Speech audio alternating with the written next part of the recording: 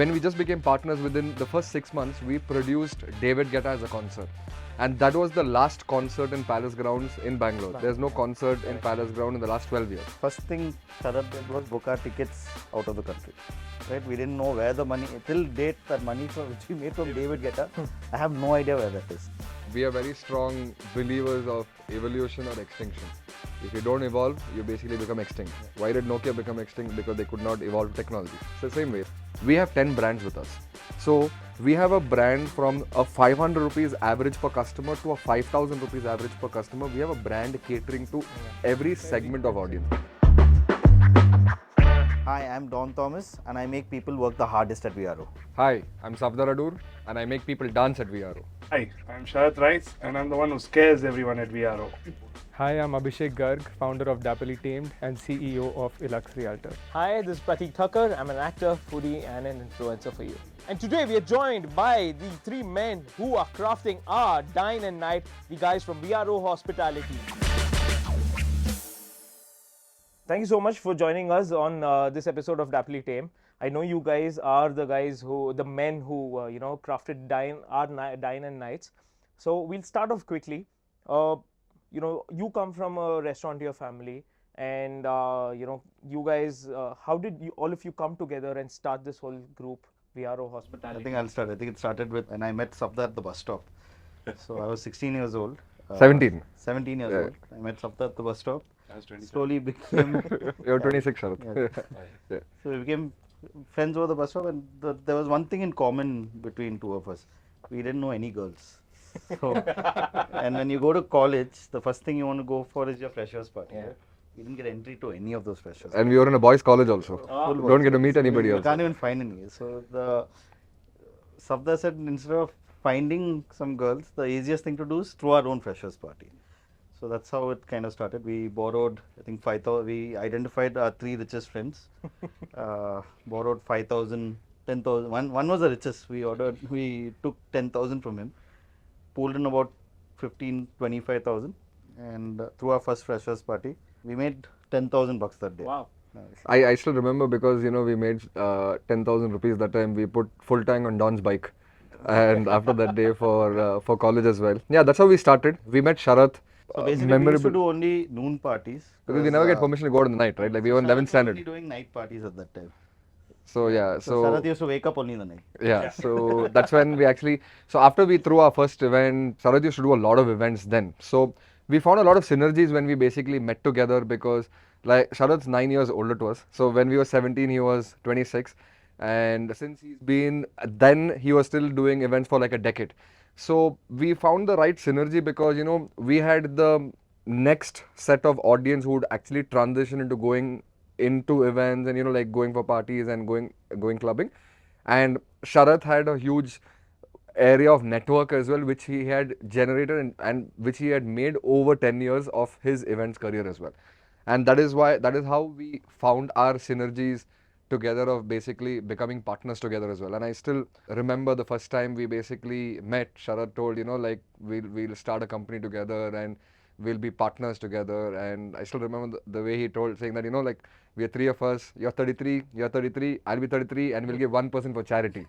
So that's how we formed our company together as well. What was it called? What was the first? It was called Rice's Obliquity. So our company was called Obliquity. Obliquity. Sharath's company was called Rice. Rice's Inc. So Sharath's surname is Rice, right? Yeah. So Rice's Inc. So when we merged it together, we basically made it Rice's Obliquity. Okay. And how we made it one also together is an interesting story. Like when we just became partners, within the first 6 months, we produced David Guetta as a concert. And that was the last concert in Palace Grounds in Bangalore. There's no concert in Palace Ground in the last 12 years. And when we produced that particular concert, David Guetta's management told that we can only put one logo. We cannot put two logos. So we had Obliquity India and we had Rice's Inc. And then Don was our designer then. We never had money to pay designers then. So he went to YouTube and learned how to design. So he combined both the logos together and made it Rice's Obliquity. It's the same logo which we use today. Yeah, we still use the same logo today as well. So that's how we formed it into one company, and we incorporated the company in 2011 as well. And 2011 is when we incorporated the first business. We sold that business as well. We scaled up our events business to India's largest events business. In 2020, we sold it to Times Internet Limited, and in 2022 it got reacquired by Swiggy as well. Yes. Yeah, so Steppin' Out was our brand which we basically acquired and which we basically scaled up.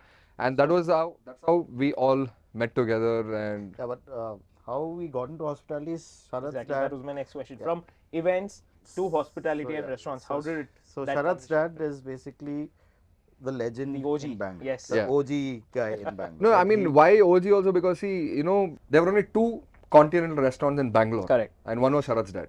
And so it was technically owning 50% and market one- share. And the nightclub, the first nightclub. The Blue first Fox. night. My father was first the general manager of a nightclub, which was called the Princess. Princess, yes.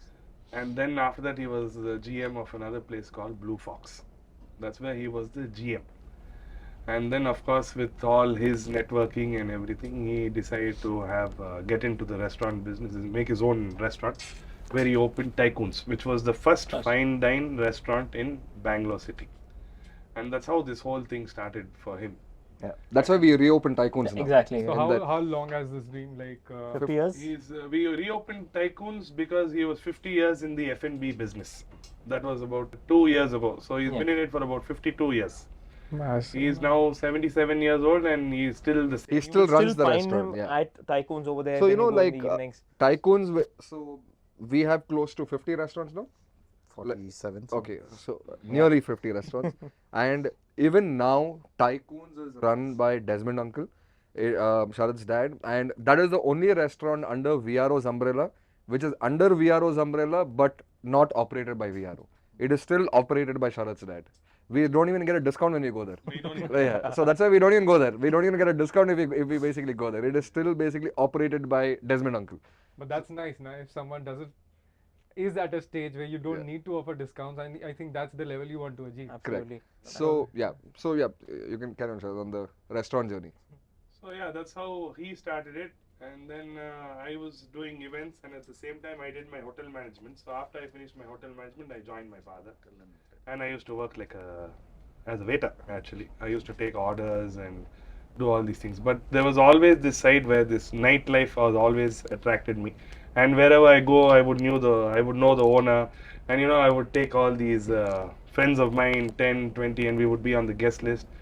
And then one day I remember I went for this party and I heard this guy was doing a party, and that party was ram-packed, and I said, this guy got a good following, but I definitely have a better following than him, and he's making quite a bit of money. So that's when I started my events in Amnesia and Chancery Pavilion on the pool side. I started doing noon parties, and that's how I started doing all these events. And then obviously after 7 years I met Don and Safda, and then we scaled up to a totally different level where it was no more just clubs. Yeah. We started properties. Exactly. That's my next Intellectual question. properties, yeah. Yeah. So what was when you guys entered the scene, right? There was a level of stagnation in the city pubs and bars scene and everything, because we'd seen the olden era of your downtown pubs and all these other parties happening and everything.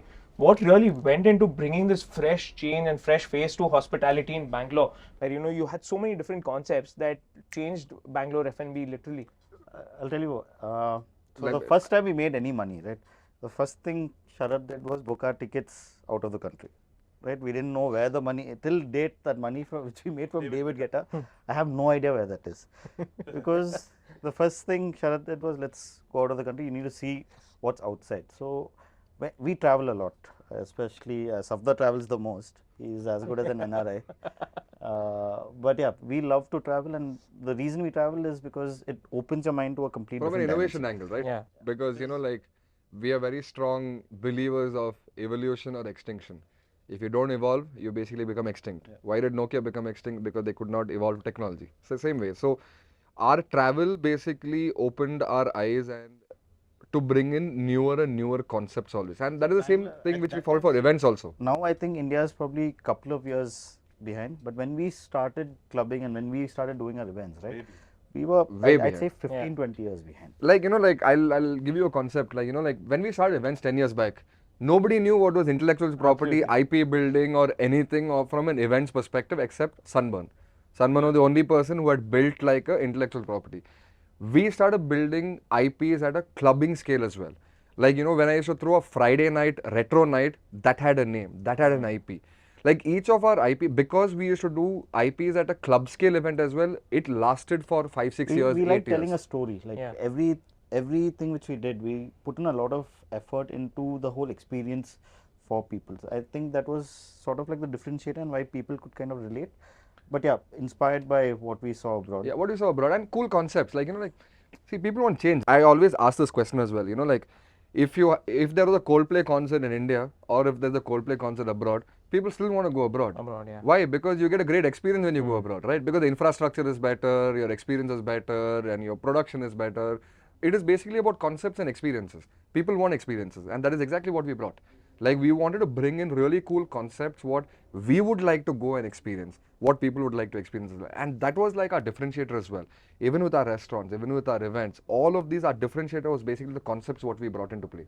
So what is the process of evolution like? So when you're operating one particular IP, and after a couple of years, maybe people would also think that okay, we've gone to these parties say once a month, twice a month, and they also want to change. How do you address them, and how do you eventually evolve? See, trends, like, like trends is something where you keep evolving. See, from a party angle, it's always music. Like, music always evolves. Music and experience. Yeah, music and So you operate with the same name, say, if we talk about... No. We operate with different names. Like, see, we in our restaurants, like let me take our restaurant example as well. We have 10 brands with us. So we have a brand from a 500 rupees average per customer to a 5,000 rupees average per customer. We have a brand catering to every segment of audience. Okay. That is what I mean by like multiple segmental formation of experiences, differential experiences, and multiple segment of formation Something as well. for everything. Yeah, everybody has something to, like with VRO, the whole theory is very simple. Everybody has something to do. It's as simple. That is our base. That is our thumb rule, is that everybody has something to do. So are you guys still doing events or only venturing into... I mean, we try to implement events at our restaurants. At our restaurants. I mean, Okay. and that's kind of, because of the experience which we have in events, it kind of gives us a chance to kind of give customers a different experience. So right? life went full circle from starting off with events, moving into full-time restaurants, and then again starting back events with Steppin' Out. So how did that happen, and what was the journey behind that? And I remember your first event that you guys had with Dine Out right here at the amphitheater with the food event that was there. And what was your learning from that first event that happened with Steppin' Out? Because things had obviously changed. We never stopped our events. It's just Officially as Steppin' No, Out. we never really Stepping stopped out our was events. when our events were going on, but when we diversified, Yeah. we thought out of the box. It was always parties. But then Savda said, let's do food festival. Then we went into flea market. But that was all at Movie one. nights. Yeah. Dine Out was later. That We was about started 3 this years on ago. our own. We did this on our own. Food festival was done on our own. What's the other one? Flea markets, movie Flea market, nights, everything. comedy, They were all all IPs. done on our own. Dine Out came later. That's when, at that time, we had only 3 or 4 outlets. So Safdar would handle. See, when we started our events, those days maybe I used to do more work because the boys were still in college. Like New Year's, we used to run the whole show. Because Jan Yeah. 1st we had an Because exam. they- Jan first they- In engineering, there's an exam on Jan Correct. 1st. In one of your odd semesters, right? There's an exam on Jan 1st. So we used to study on 31st night in the room and he used to execute. And it. then later on, when the events were taking off at one place and when the pub had to open, they looked after the whole event scene, where I was building brick by brick in the first hangover. So it's been changing. Now, the whole VRO, Don and Safdar are looking on into most of it, where I can relax, I'm obviously a Not troubleshooter. relaxing. Yeah, not relaxing. relaxing. Relaxing in the sense, Obviously, like, I'm Sharad takes care of I take he care- takes care of strategies mostly and not day-to-day operations. Yeah. I mean, so what Sharad is trying to say is that roles and responsibilities is always extremely important between founders and partners, because roles and responsibilities when you're not stepping into each other's shoes. So that is what Sharad is trying to explain. Like, our roles and responsibilities basically evolved with time. Like, like when we had events, 3 of us used to do events together and we used to delegate our roles between us. When our first restaurant opened, like Sharad used to take care of the restaurant, we used to take care of the events. When one restaurant became 5 restaurants, both of them started moving into restaurants. I used to take care of events. Then an acquisition happened. I had a bond with this thing. I had a bond for like a 3-year bond. My bond just got over. Like, my 3-year bond just got over. And now I moved back into VRO as well. Now, even till like 3 months back, I had no role in VRO, and Don and Sharad used to take care of VRO because I had a bond with Dine Out as well. yeah. But now, once I've come back in as well, we've divided our roles Exactly, because I've stepped into more of day-to-day operations where Sharad's more on strategy and growth building exercise as well. Obviously, amongst three people, there are always going to be disagreements in everything. How do you tackle those? We always have disagreements. I think that's our strength. Yeah, And I think, Don't interfere yeah. in each one's business. You handle this, we don't interfere. I'm handling a certain section. They say you can do it, you go ahead and do it. That's the whole idea. Yeah, You but don't I think- try, I like think Sapna our said, you strength don't is- step yeah. into each other's shoes. Oh, but we're three But very, at the end very of the day, different we people. understand each other. The I most think thing we is don't even hang out with each other most of the time yeah, but because we're trust and understanding is what we built. No, I mean, so I always tell Sharat and I always tell Don, like our strength is that we are three of us. Individually, we might be very weak, but combined together, we are very, very strong. Why? Because we are very different individuals as well. We are very different people. Our thought process is very different. We fight a lot. We have a lot of disagreements, but it's inside the room. Because when we step out of the room, we are one. Because see, disagreements have to always be there so that you know which is the best option always. And so that way I always feel that being three and not being two is always lucky as well. Because when you're two, you have 50-50 say, but when you're three, you have 30% say. So always in disagreements and ideas, there will always be a 66% versus a 33% where you come into a conclusion. Because in a 50-50 say, you can always have an agree to disagree. The but in decision a- making gets easier that way, Exactly. But in a 66-33%, always, your agreement to disagreement can always end with a conclusion as well. So that is how we always, we always followed one thumb rule, and that has always been that key critical decisions we take together, and then we assign who is going to take care of what. That is where the disagreements happen from the decision taking ability. But once we take decisions, we always decide that, okay, fine, Don, you're going to take care of this, Sharad's going to take care of this, Savda's going to take care of this. And we trust each other's capabilities, so we don't need to step into each other's shoes to basically check that. Interesting. So now, you've told us about how you guys decide and everything, and when you have to launch new concepts, how does that come in? Because he's saying that you take a lot of interest in strategy and everything. So what goes into building these new concepts and then looking at different cities to launch them? So like Don said, we love to travel. We go traveling a lot.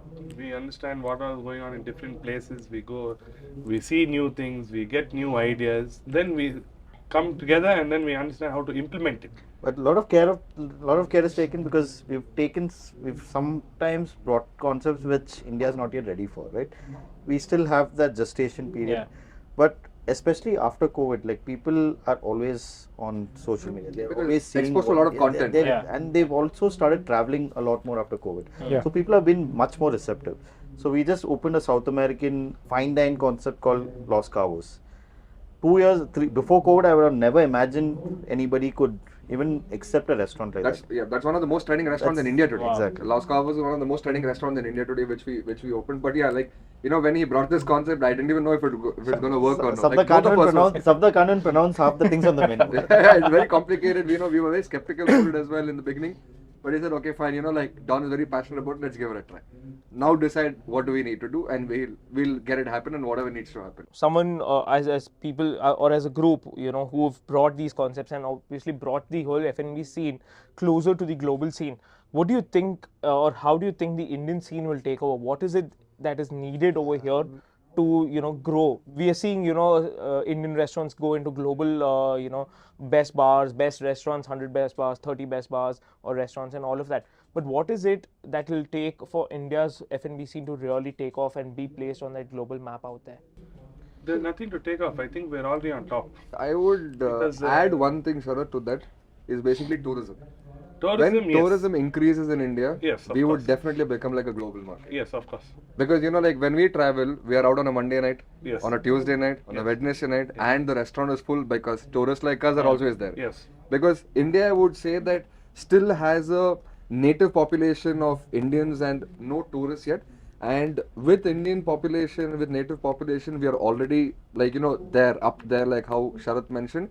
For us to go to the next level can only happen when tourism increases as well, when outstation people are also here. And even the Indian influence on the West is increasing a lot. Like if you go to London or if you go to Dubai, some of the most popular restaurants there are Indian restaurants. yeah. They should. It's the most popular. Correct, yeah. If It they is all over brilliant London, case study. different parts, Every place 200 So seater, it's all become waiting it's list. before Indian food was positioned very traditionally. Yeah. Right. It's evolved to a massive extent. Yes. Bollywood music is being played everywhere. Yeah. Yeah. Like, like an AP Dhillon is there everywhere. Like, you go to any club, they're playing AP Dhillon's music. And there are massive Bollywood nights. When I was studying in London, the only nights which were houseful were Bollywood nights, and you used to see like 50% people from different countries of the world grooving to Indian music. there. Even Dubai, like any commercial restaurant you go to, they will have like some Punjabi song at the end. And that's why we are also evolving some of our restaurants abroad as well. Some of our concepts abroad as well is why, I mean, Sharath is taking care of that personally as well from an international expansion perspective. Like, like that is one of the reasons, like how you said trend setting. Like how globally Indian trends and Indian cuisine and Indian music is becoming like a global benchmark right now is why we are also basically exploring some of our concepts abroad as well. Interesting. When we talk about that, I mean, a lot of your restaurants, we see that have global cuisines also. And while, you have Badmaash and all these looking at Indian cuisines, have you ever wondered, what would it take for, our Indian chefs also to reach that, Michelin star level, or bring in those kind of chefs in over here to curate those menus for the people over here to understand that kind of global cuisine and then experiment with it? See, for me, I think stage by stage, because a lot of cities are not yet used to it. Bombay is very well exposed. Delhi is very well exposed. You have restaurants like Indian Accent. These have reached your Michelin star status, right? People are talking about it on a global scale. So we push our chefs. We even make them travel as much as possible. We've got one chef for each cuisine, not just Indian. We've got one, and we've started investing in a lot of chefs from abroad as well. So our Pan Asian chef is Chef Bobby Recto. He's from Philippines. Our continental and South American is Rafael, who's from Peru. Peruvian chef. So, and all of them keep interacting quite a bit as well. So everyone keeps innovating. Like a culture building, like culture building exercise of ideation, exchange ideation. They also like a proper Peruvian food will never work in India. So they're Indianized, little bit of Indianization. We had to Indianize it. The first time Rafael came, we couldn't eat half the things. Eat half of it. That Indianization is where the Indian chefs basically take over. So there's a lot of culture building which we have done between our culinary department. So there's a lot of intel sharing, like trend sharing. Then they do a lot of R&D as well. Go abroad, do a lot of. So R&D. basically, how do we Indianize the food from abroad, and how do we Westernize our food? Yeah, exactly. More than Western, I would say globalize our food, like a globalization of our food and Indianization of Western food. And then, what do you have to say about this, latest trend about South Indian restaurants that are going, national with all their, ghee loaded dosas and all of these things? Have you guys ever thought, why not? South India is taking over, whether it's we've opened so many of these. Why not It's open not just one? food, it's movies also. everywhere. So Yeah, the restaurants, they have not gone now. They've been there for many years. Absolutely.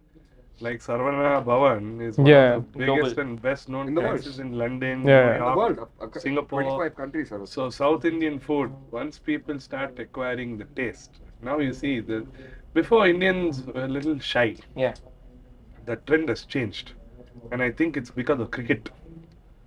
Saurav Ganguly came and changed this trend. We always used to be people when any foreigner comes, Yeah, brilliant. Yeah, welcome, please come back. yeah.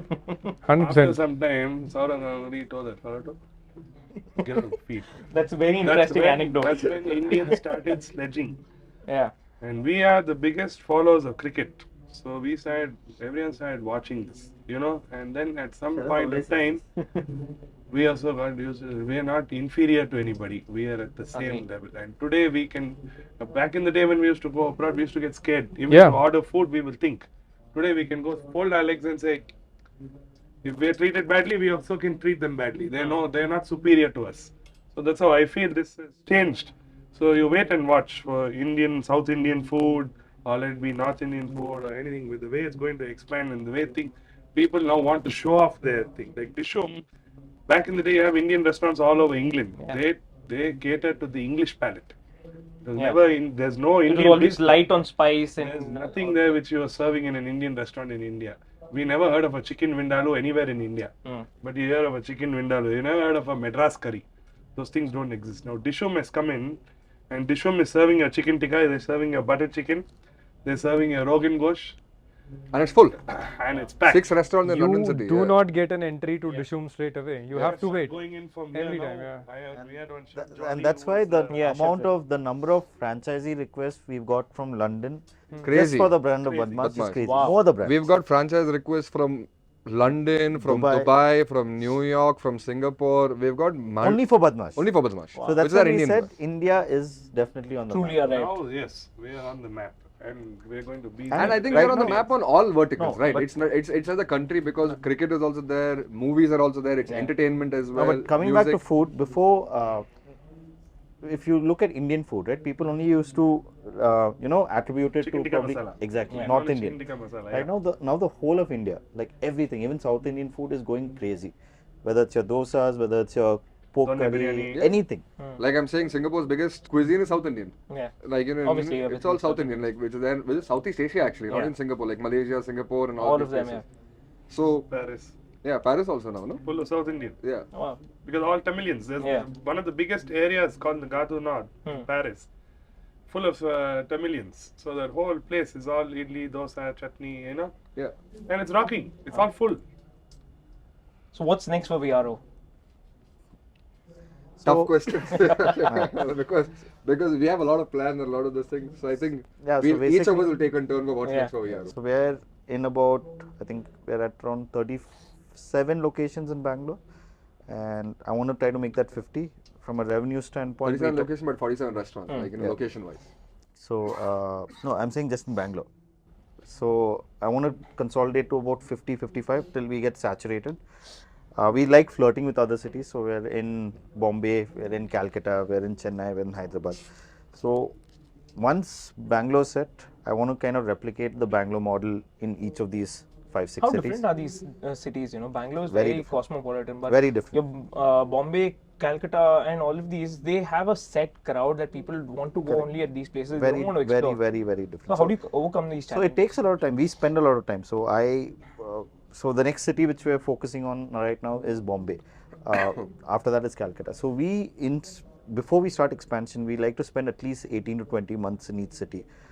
We like to go out. I like to meet a lot of people, see what the trends are. Like it's way, way, way different. It's like from going from London to Bangalore. Maybe London and Bangalore has more similarity than say Bangalore and Bombay. So adapting to all of these people, adapting to the culture which they have there. It's something which you learn. We go by a lot of data, but end of the day we go by a gut. So that is the plan. That is which his we plan have. for next for VRO. My plan for VRO is basically what I'm working on is building in a restaurant entertainment business. Like how you asked earlier in the day of events, would I do events again? External larger events, no, we would not do it. But can I make my restaurants and have great entertainment in all my restaurants? Yes, we would. So we are building in our next restaurant. We are building in like events, restaurant concepts as well. We are doing one in Bangalore called Destination, where it is going to be a combination of a large brewery and an event space. Wow. So the next Something thing which, Bangalore desperately needs. exactly, like a proper event space plus like a brewery, like a large brewery as well. So Not what large, largest. largest, It's yeah, one of the 1,500 Over that seater. first over here. yeah. So I mean, we've not. This is definitely we've mentioned this first year. So we've not mentioned this earlier. So what we're working on is building in like a restaurants entertainment business is what I'm basically So focusing after on. Sabda came back, our marketing budget just Yeah, just so went- I said, don't negotiate with me for 6 more months. Please don't negotiate with me because I need to execute. So a lot of that things. experience that you got from these companies is something is that what you're we're implementing. building it right now is what I'm focusing on to build it as a restaurant entertainment business. I'm focusing on the international market. So basically, I've been spending a lot He of has the time in most London fun now. job.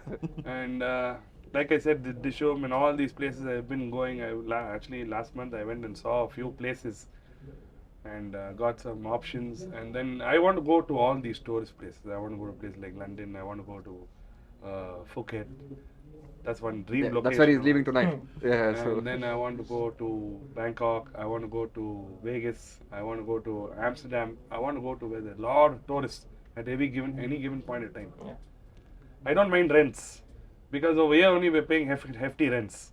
So paying rents there doesn't matter. If your business clicks, that's it. One place is where you need to just go, start it and click it. because like I said, we had a And lot then of you- franchise options, right? So, Yeah. Sharat's So we one don't is- we yeah, don't Sharat's believe in like- franchisee for any of our outlets. because we believe in joint venture. And I'm believing in taking this brand Badmaash because I want to take the Indian brand. I don't want to bring any of these Correct. Chinese or Pan-Asian. Because there are better players than us, always. There are definitely there'll be other players, and I'm not interested in it. I want to take my Indian brand and go to these places because I know where we play Bollywood music.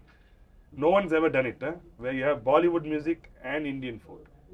Either you have Bollywood music or you have Indian food. Yeah. You don't have both. This is what we want to go and set, and I feel if we do it, it will really rock. Yeah. So we have 3 different expansion plans for VRO in 3 different sides. And why I took this thing of each of us answering this question, why I did this is because to connect what I told earlier of Correct. not stepping into each other's shoes. Yeah. Like discussing what we want to do, discussing, knowing where we want to go. So this decision of role division of what we Together want to do, takes- we've done it together. But an outcome of each of these things, we've taken each of our roles to basically figure out what is the future plan of VRO. And that's why I wanted each of us to basically answer that. Amazing. So before we wrap up, if you had to tell probably people who are watching, who are young entrepreneurs, content creators, and all these guys who want to do something big in their life and come up, what would be that one thing each of you could tell them and inspire them to, chart their own journey? Always believe in yourself. Don't doubt yourself. I mean, I think every night before I go to sleep, there is some kind of doubt which goes in because all your days are not the best days, right? Just go to sleep, wake up, and just believe in yourself every single day, and do what you love. I know it sounds easier said than done, but once you believe in yourself, you can do anything you want. I'll give a Rocky Balboa quote here, and which is what I always quote and always quote as well. Me too. Yeah. It's not how hard you hit, It's- it's how hard you get hit, and then you come up back. Yeah. So because once you get hit, then you only go up and you don't go down. Yeah. So it's never too late to start anything because you'll always get hit and then you start coming back. And that is the thing of like for anybody who's starting up, it's never too late to start anything, and don't be afraid of getting hit. Amazing. Don't think. Just keep going. Don't give up. If you keep going, you will reach that light at the end of the tunnel. Whatever said and done. Never give up. Because I'm telling you, in COVID time, that's Yeah. when we realized Yeah. it was either go home Or go big. Or go big. Mm. with nothing in our hands. VRO is a post-COVID company. We were 5 restaurants before Yeah. COVID, and We are said, let's go aggressive. Let's not stop now. This is our opportunity. Life will come back to normal. Whatever happens. We have survived. Yeah. Other people have survived. everybody will survive. The if you world- have the heart of it. That's it. Heart of lion. It's going to come back with a bang. Trust me, we will do this. And that's when, and I think 6 months during COVID, we used to have those passes because we used to give Correct. food. We used to deliver Cloud. food to the poor people. We Every never day. stopped it. Mm. So we had the police passes to go and give food. So that's what we would do. Go get rations Every day. every day. Give it to the poor people. And then at 1 o'clock, 3 of us would sit in office every day. For the Because our last chefs 6 were anyway on our payroll. Yeah. So we would So get them we to would cook and sit basically distribute and we food. started building our team again from scratch. We didn't have anybody during COVID time. Everybody left. So during those 6 months is when we started everything from ground zero back again. We started. And then navigating through that. Once we took that risk, first lockdown got done, then the second Second lockdown. lockdown. Then Then another next like that, lockdown I then. said, Sharath, Yeah. how many more lockdowns? are?" Let's go. Then he said, no, this is the last. Then the third lockdown came. And after that, thank God. And Shara said, no, we'll go on. Don't worry. Don't 3 worry. times lucky. There won't be a 4th lockdown. Yeah. So we'll just We go. opened one of our best clubs. Mirage. Mirage. Yeah. They're not even 2 months old. Not We even had 1 month, one yeah. month. We had to shut. We had to shut. Heartbreaking. And then when it opened, we could only run till 8 o'clock Yeah. for 3 months. Now imagine running a place, you have to pay the rent, you have to do this. How do we execute this? No. So we started doing events which start at 4 and go on till 8. Yeah. Then that slowly went up. Yeah, Then Bottom line, what he's trying to say is that, like Resilient, you have to firefighting, be like, resilient, yeah. Fight. see, if you have reasons, you'll always have reasons. Then you can You sit find back. solutions. You'll always have 100 problems in front of you, but you'll always have that one One solution ahead of you. Find that solution and work towards it. Okay. Amazing. Don't give up. Don't give up. So Abheshek, you are an entrepreneur yourself. Yeah. What is that one thing that you want to say? I mean, you started off young, from business to content creation and also business. Now this magazine of yours. So my transition has been quite drastic and diverse in terms of everything. And again, I think a combination of whatever these 3 guys have said. Like, I don't believe about results much. Follow the process. Just keep working. Look ahead, not back. And I believe in committing mistakes. Commit as many mistakes as you want, because you'll know where you can go wrong, and then just make sure you're not doing that again. Learn from your mistakes, go on, and definitely you'll succeed. Wonderful. Thank you, gentlemen, for Thank joining you. us. It was great listening to you guys and getting inspired. I hope everyone loves it. And Yes. we'll see you around to more of VRO. And Visit our restaurant. yes, absolutely.